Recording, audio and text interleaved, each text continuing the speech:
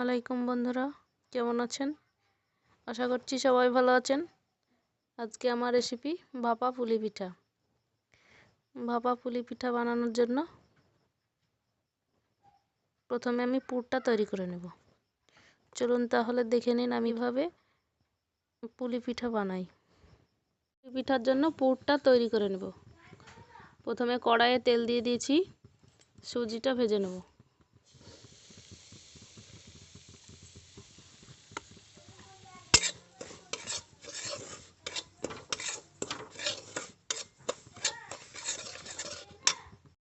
এক বাটি সুজি নিয়েছি।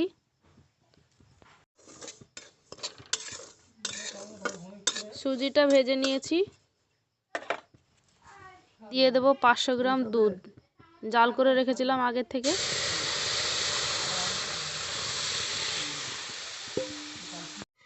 নাড়াচাড়া করে সুজিটাকে সেদ্ধ করে নেব। মুখ ফাটিয়ে নিয়ে 2টো এলাচ দিয়ে দিলাম।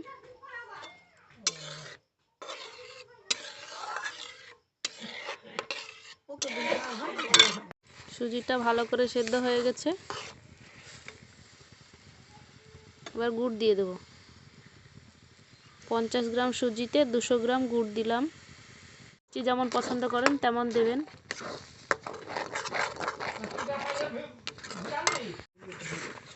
পুরটা তৈরি হয়ে গেছে, এবার নামিয়ে নেব।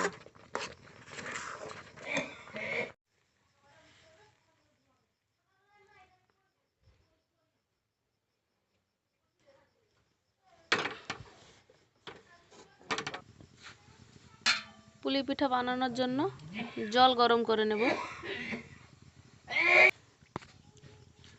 জলটাকে ভালো করে ফুটিয়ে নেব।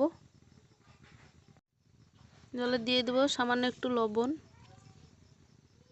জলটা ফুটে গিয়েছে, এবার আতপ চালের গুঁড়ো অল্প অল্প করে মেশাবো।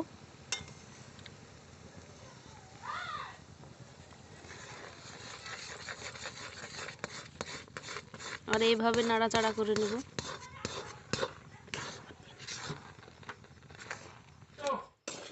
একটা অল্প অল্প জল দিয়ে মেখে নেব। হাত দিয়ে এভাবে চেপে চেপে মেখে নেব। এভাবে হাত দিয়ে চেপে চেপে জোরটা তৈরি করে নেব।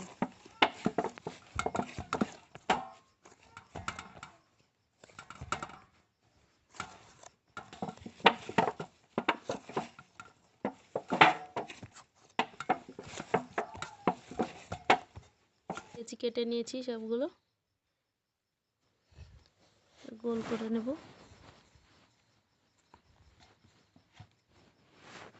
ময়দা দিয়ে দেবো। এবার বেলে নেব।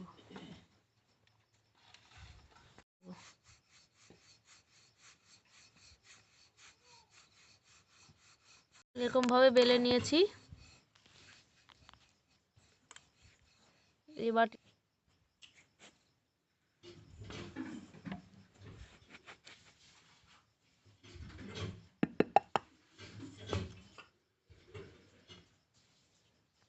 এইরকম করে কেটে নেব। লেচি আমি এইভাবে কেটে নেব। ওগুলো লেচি কেটে নিয়েছি, এবার বানিয়ে নেব।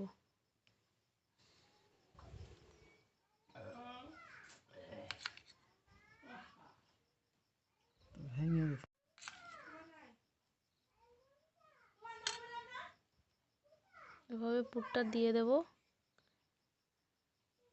মুখটা লাগিয়ে নেব।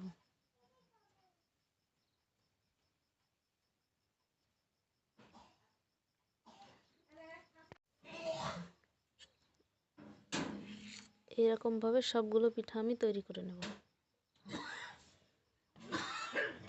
এগুলো ভাপানোর জন্য এই হাঁড়িতে জল দিয়েছি, ময়দা লাগিয়ে দিলাম।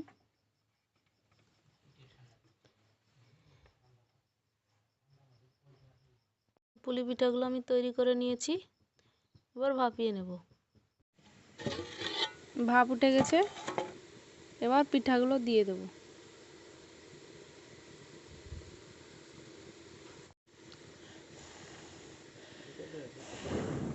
ঢাকা দিয়ে দেব।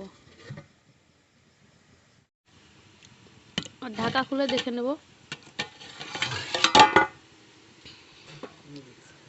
হয়ে গেছে, এবার তুলে নেব। সবগুলো পিঠা আমি একইভাবে ভাপিয়ে নেব। সবগুলো পিঠা আমার তৈরি হয়ে গেছে।